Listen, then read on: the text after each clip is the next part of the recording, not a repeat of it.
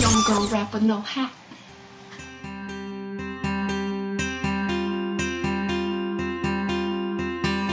Ye had a mission, it was a burden from the Lord Almighty. He might have been wishing his position wasn't so hard to be in. He was talking to people who had messed up again.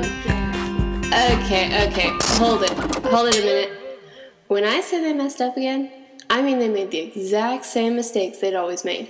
Basically, they broke every single commandment, starting with the first.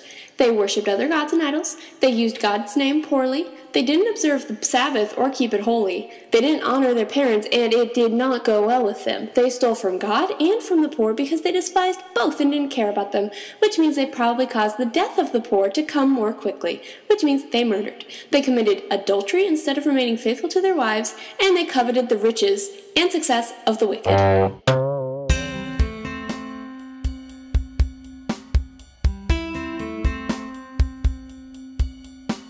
Yet Israel was a people who called God their friend, but in the end they turned around and said he'd hurt them again. Their sin, they couldn't see it, couldn't understand why.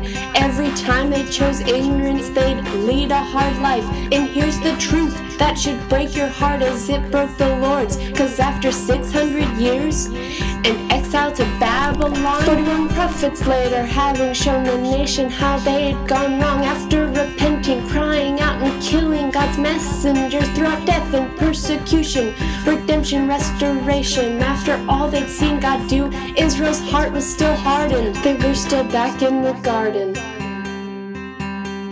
pointing fingers at each other and blaming God for the mess they'd made, for worshipping themselves, still lost in the thought that they knew best. They doubted God's love, they didn't know his rest.